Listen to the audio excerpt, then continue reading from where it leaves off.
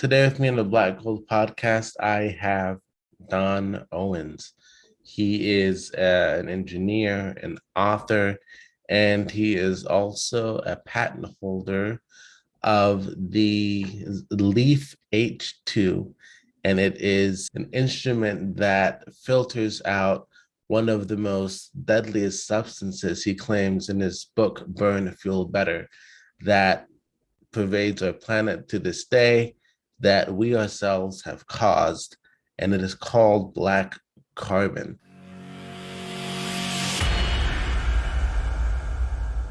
So, Don, welcome to the show.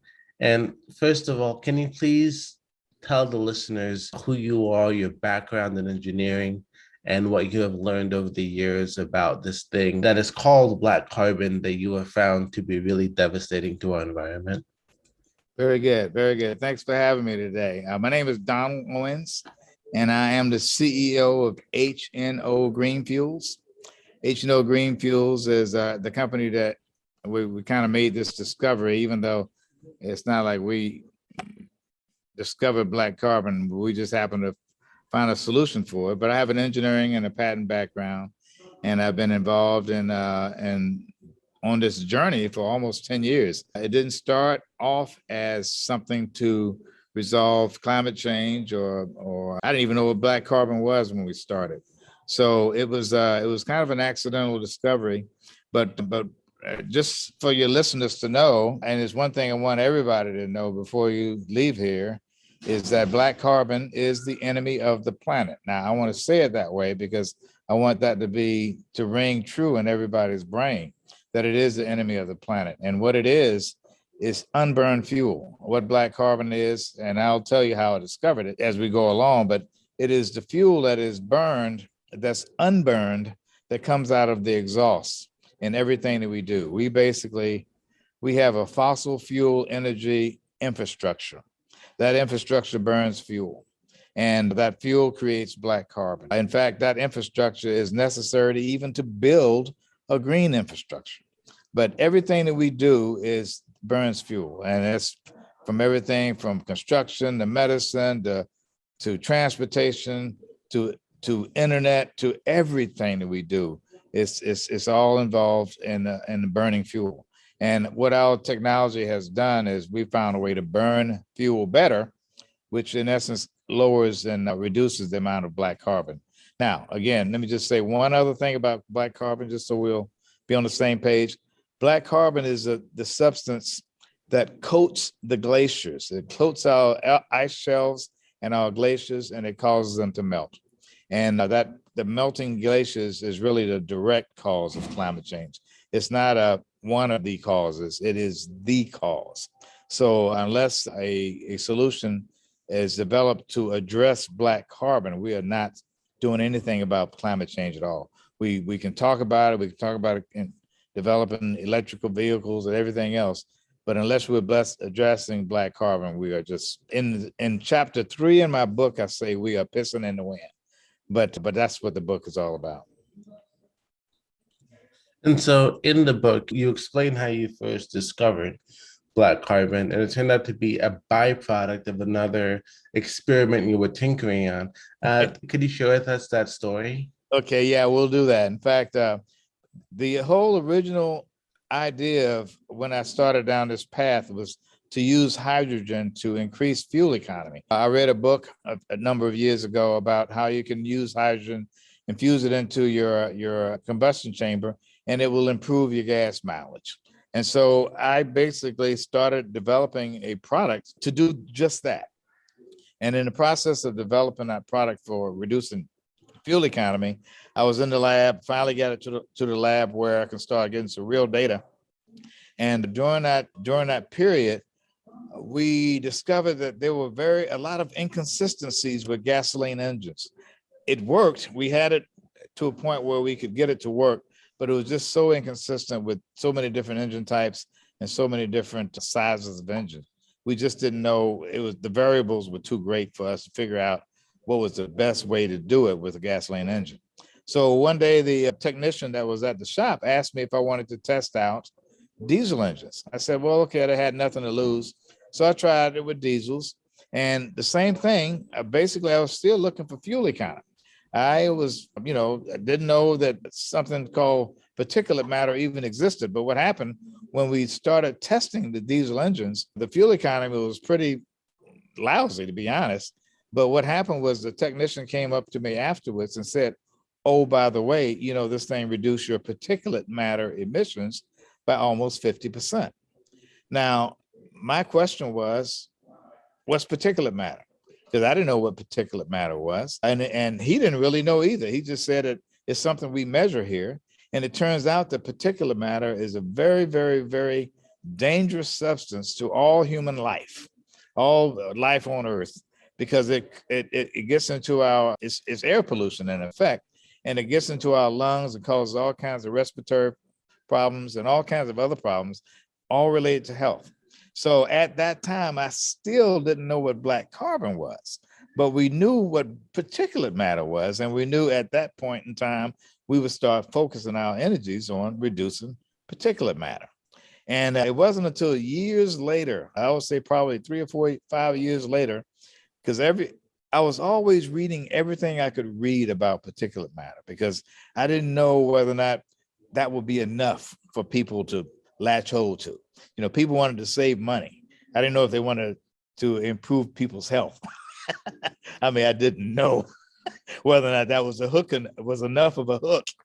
But so I would always read everything I could read about particulate matter, but it was very, very dangerous to our society. But it's not much we can do about it, because we need all the engines that we have to do all the things that we do. But one day, one article I was reading had to do, and way down, buried in the article, it was something called black carbon. And I found out that black carbon was a major component in particulate matter. And it also turns out that black carbon was 1,500 times worse than CO2.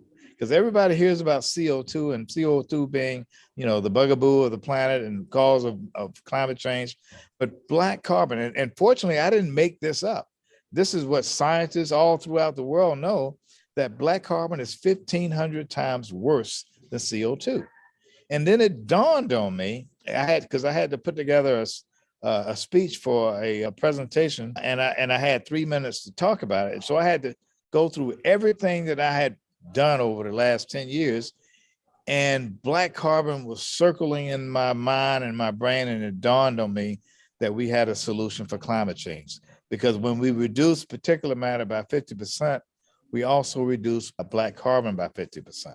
And black carbon truly is the enemy of the planet. It is the thing that coats our ice shelves, glaciers, both in the South and North Poles, and is causing our ice sheets to melt at an alarming rate.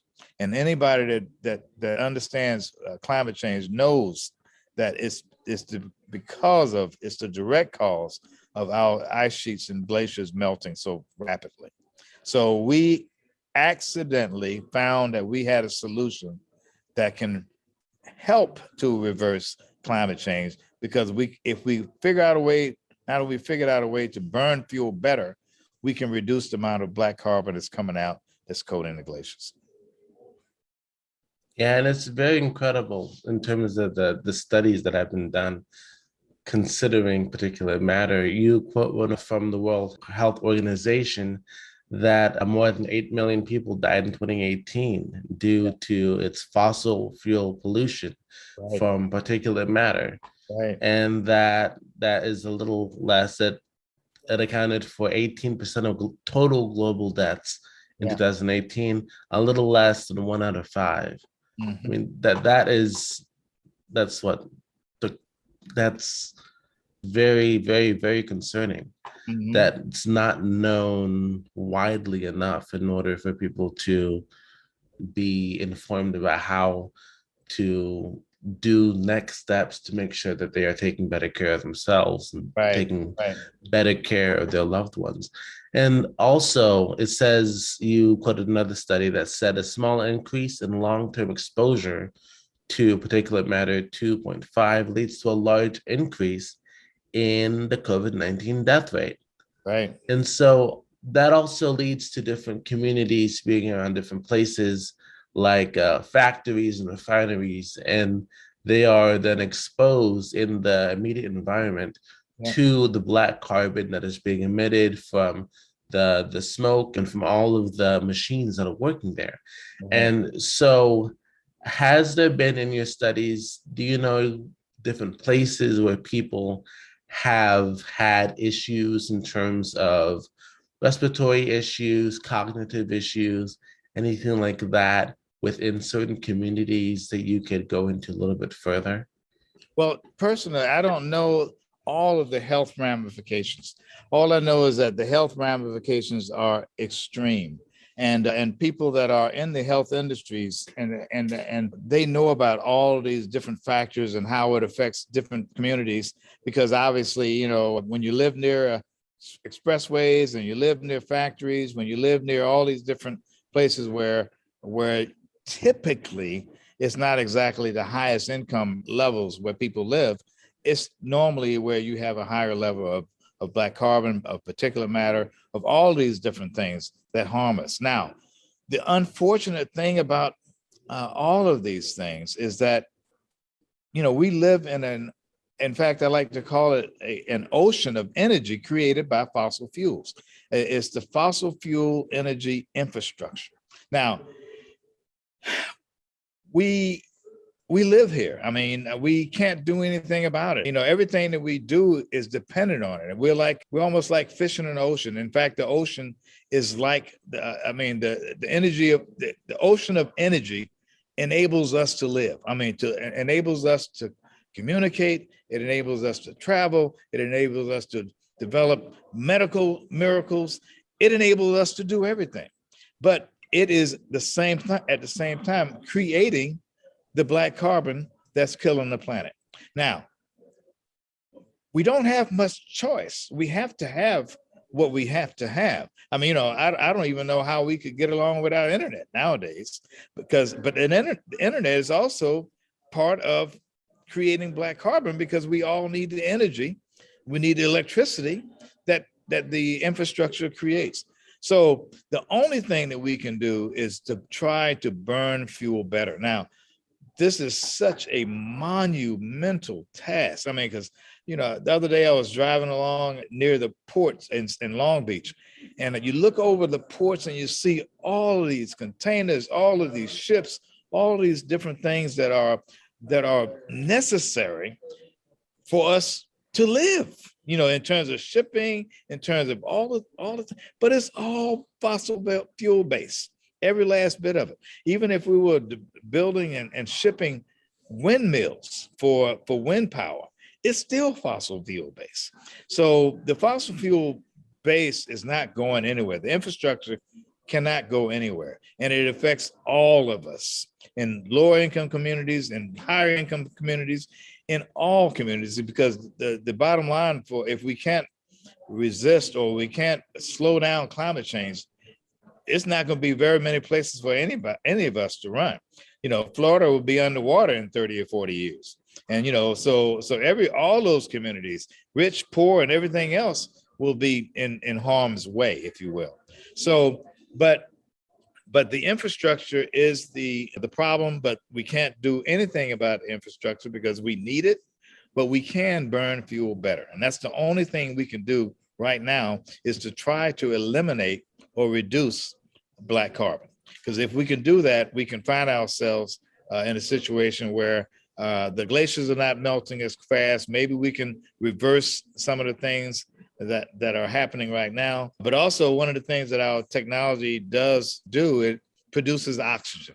In the process of producing hydrogen for better fuel combustion, it also produces oxygen for the atmosphere. So all these millions of engines and systems can all be producing oxygen, which our planet sorely needs and can use. So you're saying that it's the called the Leaf H2 is what you guys designed. It Mhm. is a component that can be put into an engine, and it will then filter out all of the particulate matter and also the black carbon. Not entirely, but you said 50% decrease in particulate matter and 50% decrease in black carbon. Is that correct? That's correct. Now, and what it does, it doesn't so much filter because they do what they call diesel particulate filters that are usually used for vehicles, smaller vehicles, to filter out some of these particulates. But what our system does is what we do is we split up hydrogen and oxygen from water. And the water that we split, that we use, creates hydrogen gas, and the hydrogen gas goes into the combustion chamber with the air that's used for combustion in the engine. And so what happens is before the particulate matter is even created, we burn the fuel better so that it's not created at all. See, what particulate matter is by definition is unburned fuel. It's fuel that is not burned completely during the combustion cycle. So you have everything out here that doesn't burn fuel completely. But what hydrogen does, hydrogen burns at such a higher rate that it causes the fuel that's burned normally to burn a little bit faster. And because it burns a little bit faster in the combustion chamber, it creates less unburned fuel. So we can reduce at this point by 50% the amount of unburned fuel that comes out or the amount of black carbon that comes out. But our goal obviously is when you have a technology like this, it only improves over time. And once people get involved and start understanding what we can do, we can get it down maybe to 100%, maybe 90 or 100% in terms of reducing the black carbon. But we have to reduce the black carbon because the black carbon is what's causing all of our climate problems and all of our climate issues. And it will continue. Even as long, people talking about electric vehicles and development of wind and solar, the development of wind, solar, electric, all of it's based on the fossil fuel energy infrastructure. So we can't even think about building those things without using the infrastructure. So,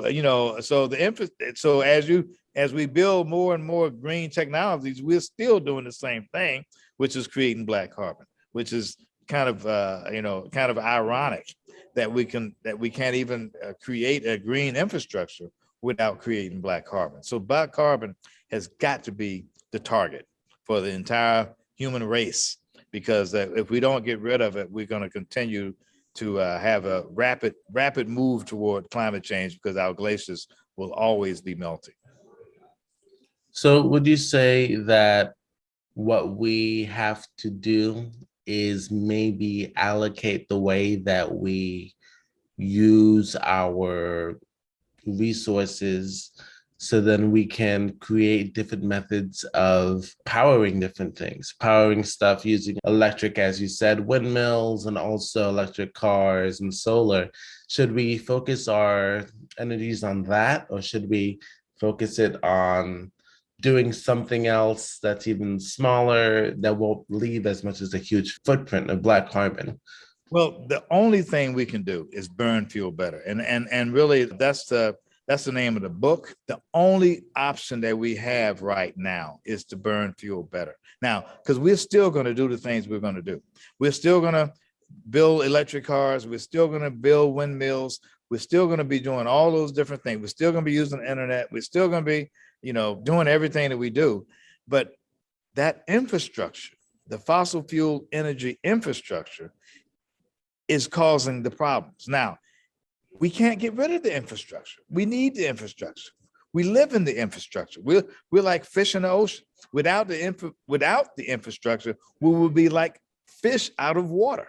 I mean, we literally have to have it. So it's not an option of whether or not we can stop burning fuel. What we have to do is we have to burn the fuel better. And that's the whole basis of the technology. But the emphasis needs to be directed toward burning the fuel better, as opposed to trying to build all these electric cars or electric systems that require the fossil fuel infrastructure.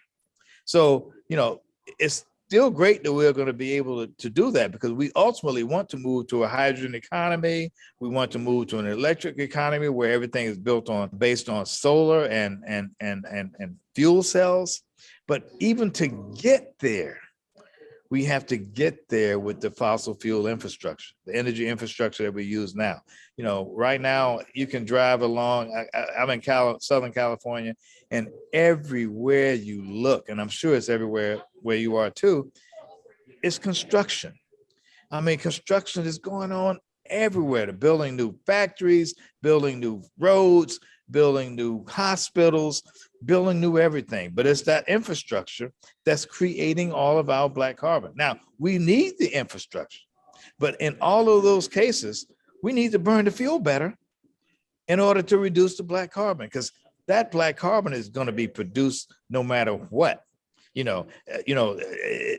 If you build a million electric vehicles, you're going to you're going to need the infrastructure to ship them around and to build them and to build the factories, and all those things have to be looked at, and the entire infrastructure needs to be evaluated and to come up with technology like ours.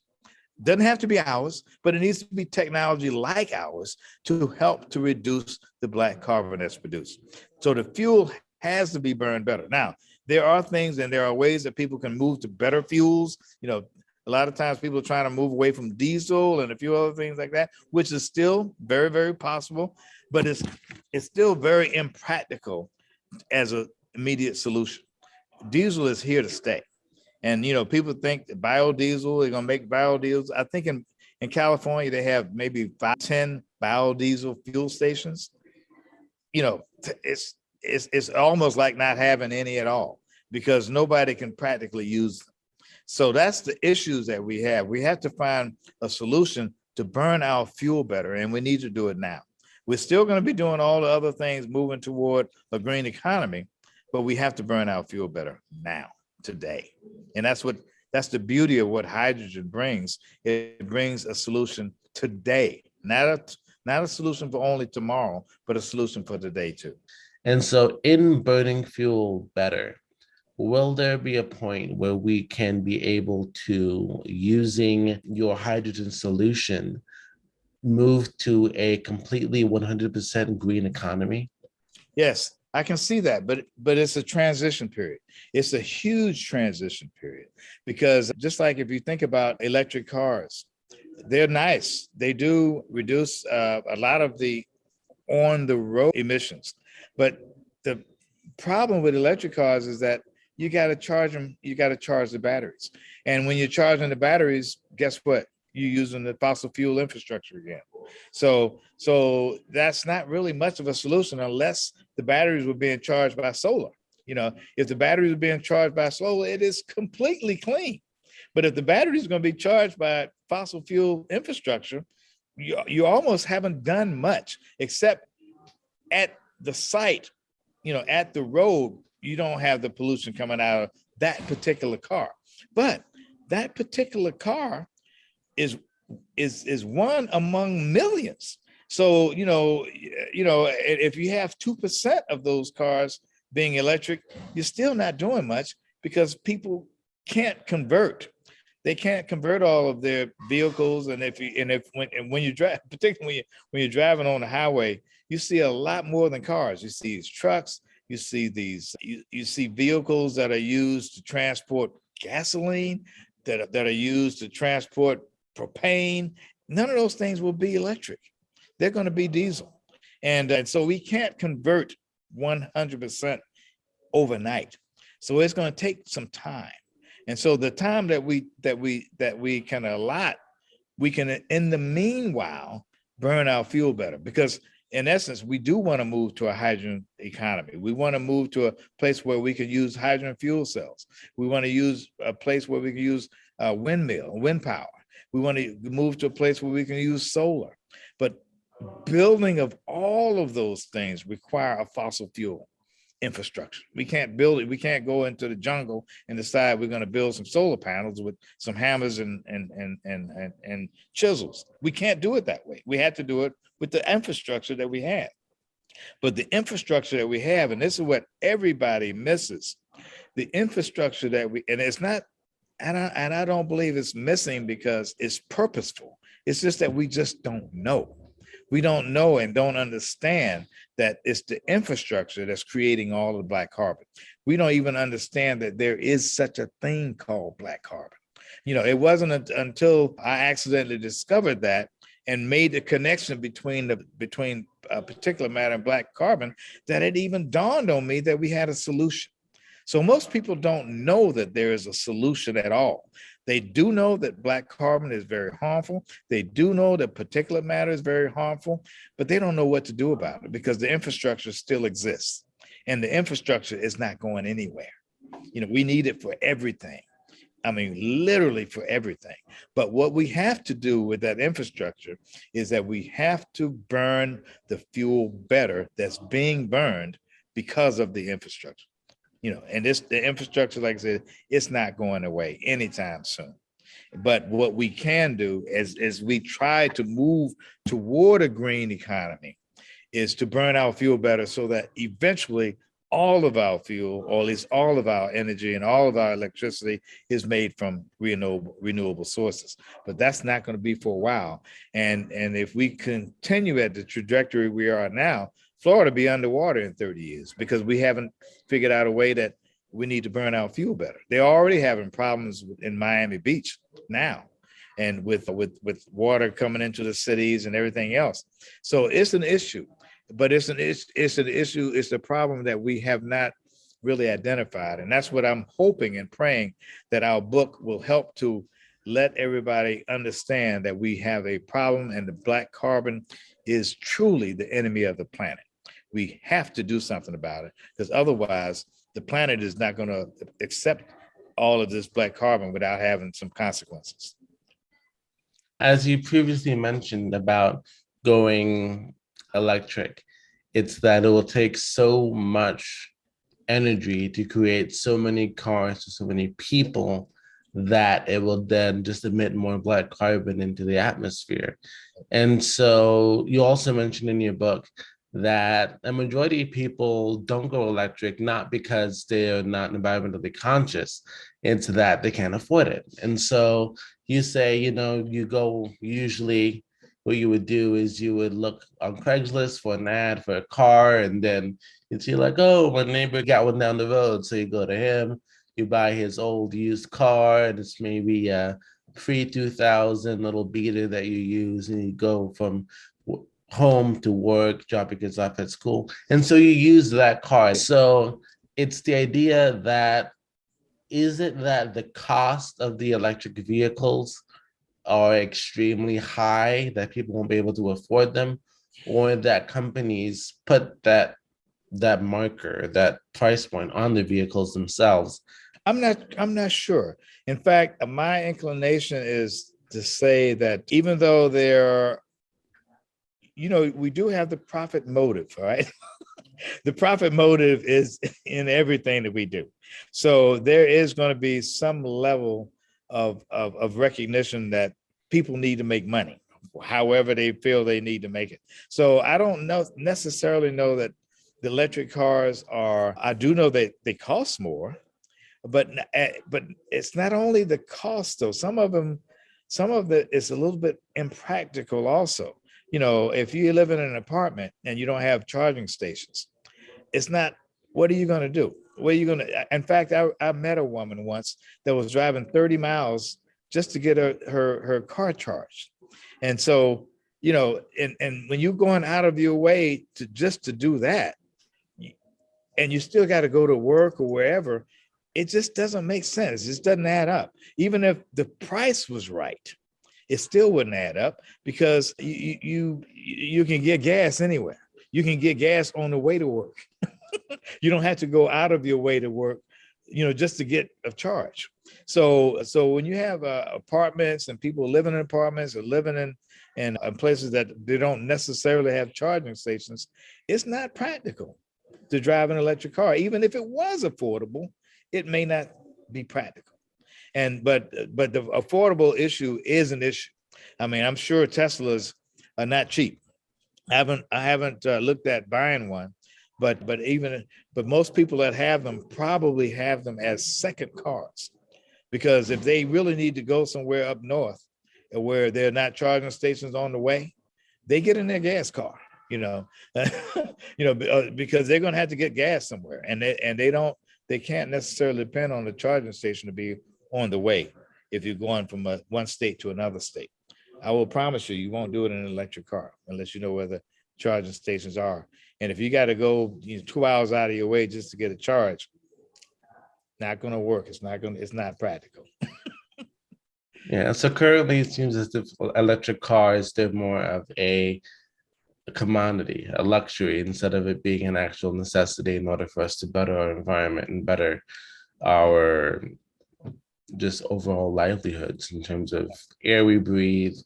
And so does it transform diesel powered engines into clean machines in Well, terms of burning hydrogen and then releasing the oxygen?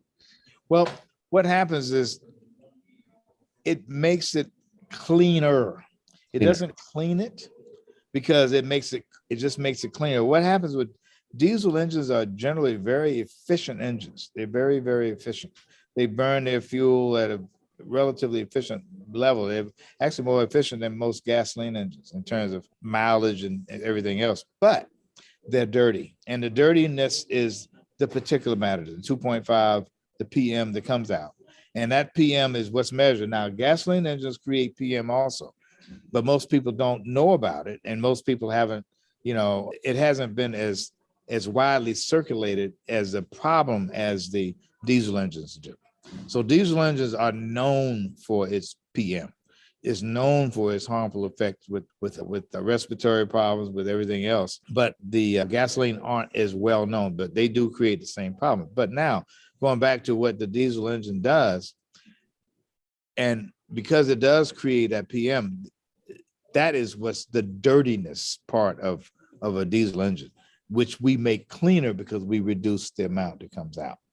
Now, obviously, if you had an electric vehicle versus a diesel, the electric would win because of the emissions. The emissions are zero.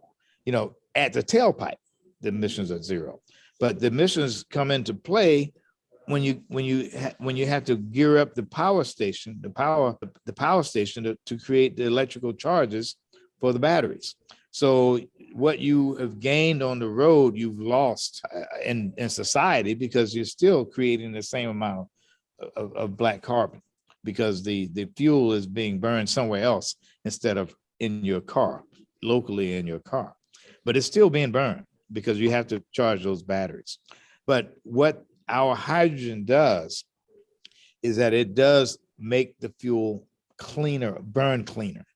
So it doesn't eliminate it from burning, but it helps it to burn cleaner. And it turns out that it's the black carbon, which is the unburned fuel, which is the bad news. That is what's causing you literally, if you ever did a Google search on black carbon and glaciers, you can literally see them coating the glaciers.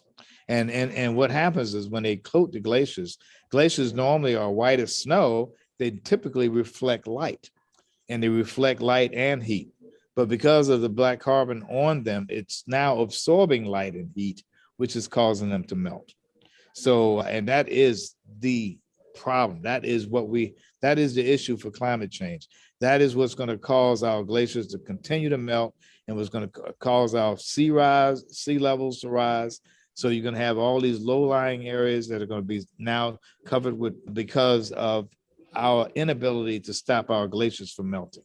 So, I hope I'm not beating a dead horse, but people really need to understand that until we do something about black carbon, our glaciers are going to continue to melt, and our problems with climate change will continue and accelerate as we even build a green infrastructure.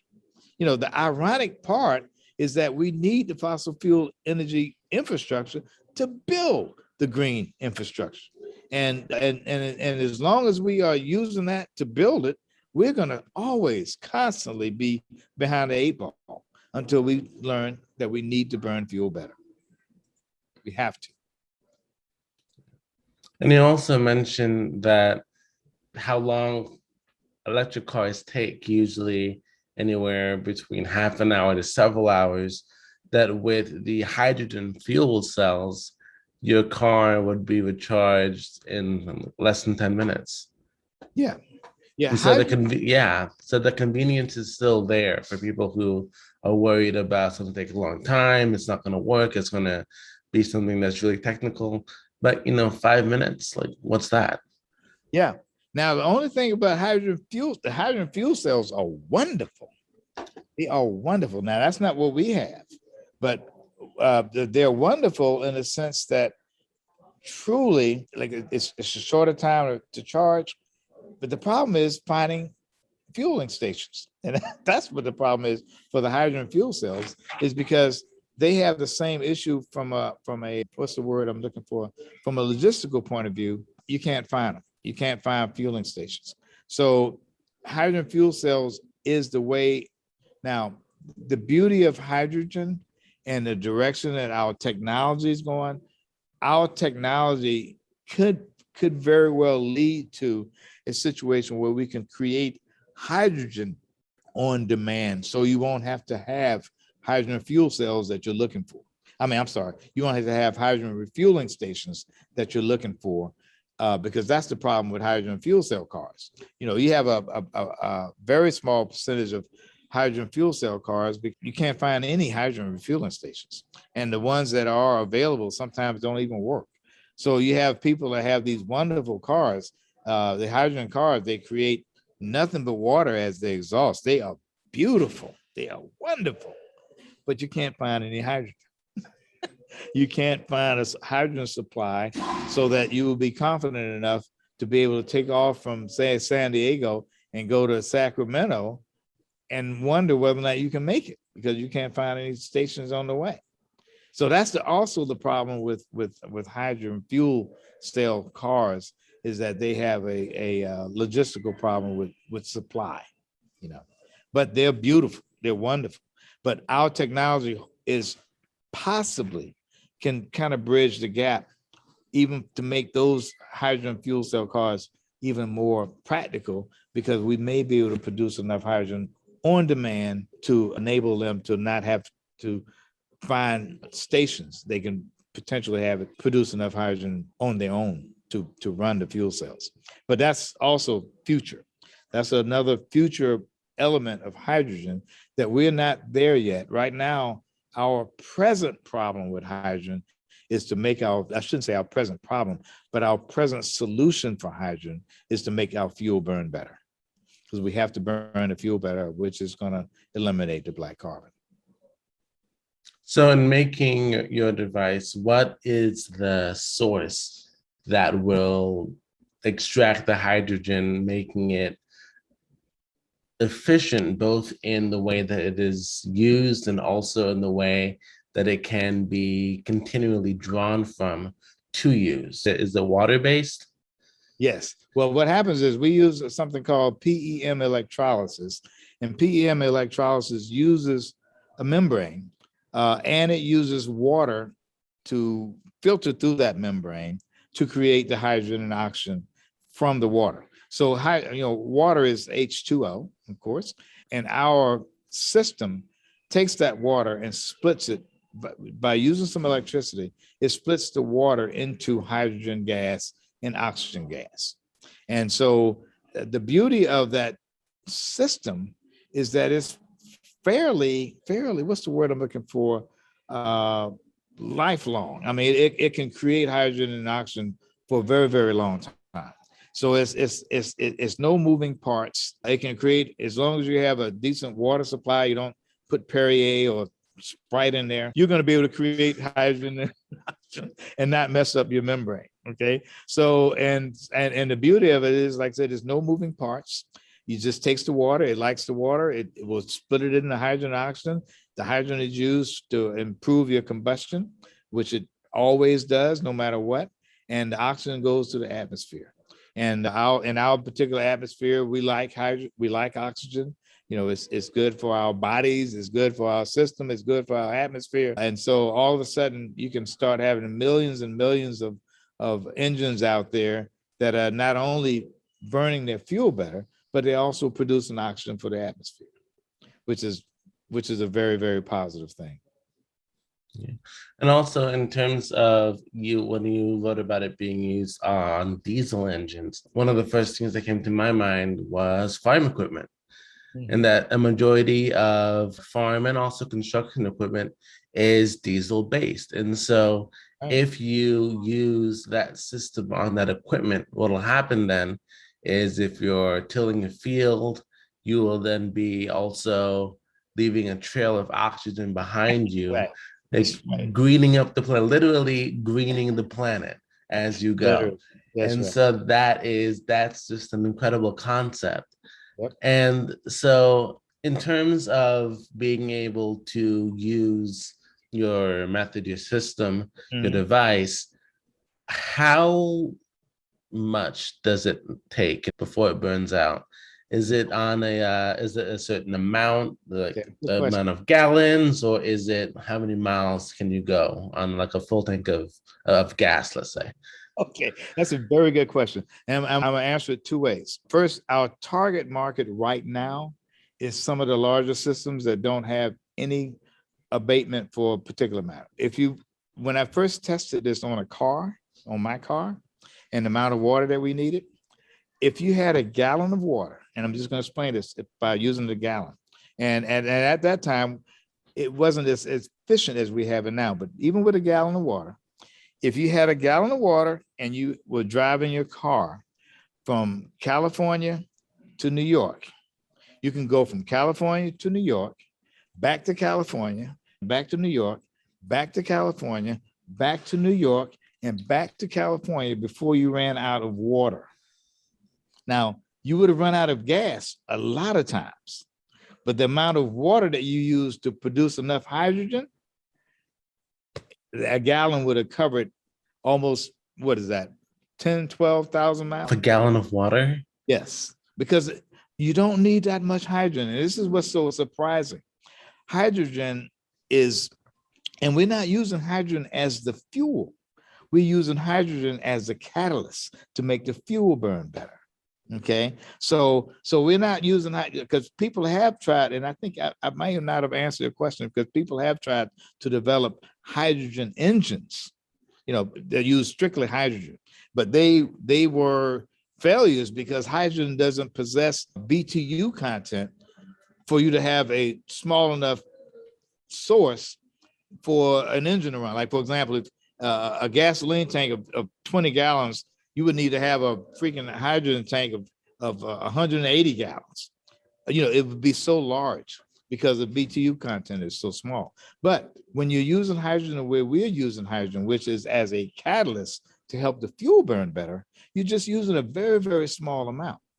So the amount of hydrogen that you need to help that fuel burn better is almost insignificant in terms of the amount of fuel. So that's why a gallon of water that contains so many molecules of hydrogen is used so sparingly that you can drive back and forth all across the coast without having to use more than a gallon of water.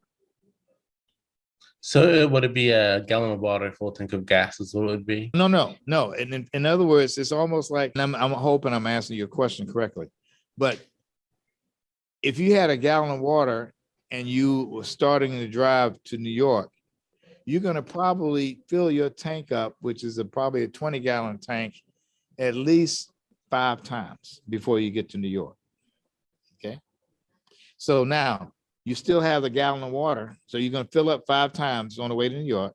You're going to fill up another 5 times on the way back.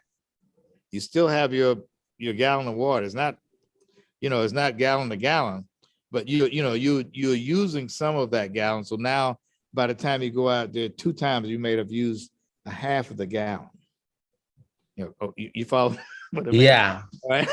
Yeah, one round trip. Right, yeah. California to New York. Okay. Yeah, yeah, Right, yeah. right. Right, exactly. So the amount of hydrogen that you use is really insignificant, but it is very significant because it helps that fuel to burn so much better. It makes it burn faster in the combustion chamber, and it stretches it so it will end up getting you better gas mileage. But at the same time, you're not using a lot of water to make that happen. And so, but there is a ratio that we have to air So your larger engines will obviously use more air and more hydrogen than a smaller engine. So your big container ships or your tankers may end up using a lot more. It may use 10 gallons of water by the time it goes from wherever it's starting from to wherever it's ending up. But still, that is not that amount. The amount of fuel that they use will be drastically greater than that. I'm just curious because I remember at the beginning of the pandemic, we had the massive shutdown, and it seemed as if I have two brothers who live out in California, Mhm. and they said that they could finally see Breathe. the top of the hills in LA, and they could also see the Hey, the ocean, and they could see like fish in the ocean, and it wasn't like the normal grayish sluggy color it was, but it was like this hey, crystal clear jade kind of color, and you can hey, see fish and different life moving hey. through it. Has that did you see any particular drop in black carbon during that time? Well, there would have been, even though I wouldn't have necessarily known how to measure it. But what they described was because there were not the same amount of vehicles out there creating all that soot. And so as a result, they, like I said, you can see the hills again. You can, and at this point, it's probably back to normal because you have all those cars back on the road, all those trucks back on the road, everything, and you have more construction. I mean, everywhere you go out here now, and I'm sure it's the same way out there where Oh you are. yeah. It's construction everywhere. Every vacant spot of land is being cleared for something, and that's all diesel. It's all diesel engines. It's all diesel construction. It's all diesel generators. It's all diesel.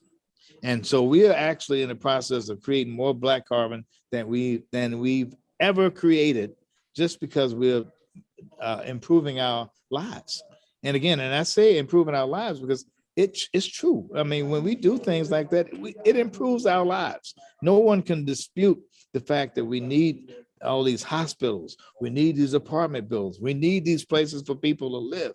So it's an improvement on our lives, but at the same time, it creates black carbon, and it is also the thing that's causing our glaciers to melt.